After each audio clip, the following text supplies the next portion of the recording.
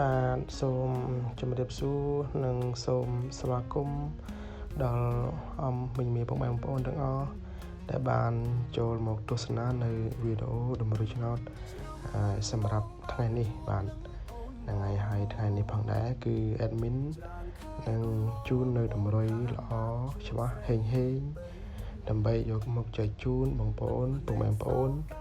យុទ្ធសាស្ត្រសំណាងផងដែរបាទហើយមុននឹងបដោតជូននៅតម្រុយ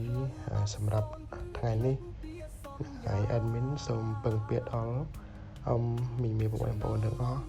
ដែលបានចូលមកទស្សនាវីដេអូនេះសូមជួយ Subscribe Channel របស់ admin ម្នាក់មួយផងបាទដើម្បីទទួលបាននៅវីដេអូលើក្រោយទៀតណាបងប្អូនបាទហ្នឹងហើយសូមអរគុណសម្រាប់ការជួយជាវនិង Subscribe Channel របស់ admin ទាំងអស់គ្នាផងដែរបាទហ្នឹងហើយកុំឲ្យខាតពេលយូរយើងចូលមកតម្រុយដែលយើងបានលេងកាលពីម្សិលមិញទៅណាបងប្អូនហ្នឹងហើយតម្រុយគឺ admin ដាក់នៅលើអេក្រង់នេះតែម្ដងណាបងប្អូនបាទហ្នឹងហើយ admin អត់បានហៅលេខនឹងទេហ្នឹងហើយដាក់ជូនមើលតែម្ដងណាបងប្អូនបាទហ្នឹងហើយ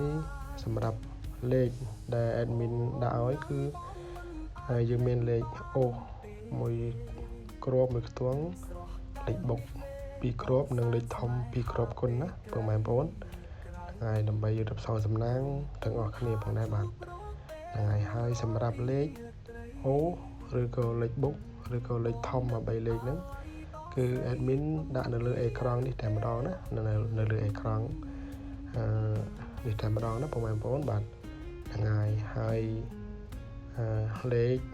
អាចខុសអាចត្រូវណាបងប្អូនអញ្ចឹងពេលយកទៅសូមលេខនៅការទទួលខុសត្រូវទាំងអស់គ្នាណាហ្នឹងហើយព្រោះថាលេខដែល admin ដាក់ទៅមិនមែនប្រកាសថាចូលទាំងអស់គ្នាទាំងអស់តែម្ដងទេណាបងប្អូនបាទហ្នឹងហើយអញ្ចឹងដោយ admin បានបញ្ជាក់សូមលេងដោយការទទួលខុសត្រូវហ្នឹងហើយកុំលេងធំខ្លាំងពេកណាហ្នឹងហើយកណ្ដាចង់ដឹងថារិស័យរបស់បងប្អូនល្អប៉ុណ្ណាសម្រាប់ថ្ងៃនីមួយអញ្ចឹងអាចយកទៅលេង100 200បានណាបងប្អូនបាទហ្នឹងហើយលេខទាំងលើនេះគឺបញ្ជាក់ម្ដងទៀតឬគ្រូអត់បាន admin អត់បានហៅទេគឺថានៅលើអេក្រង់ណាបងប្អូនបាទ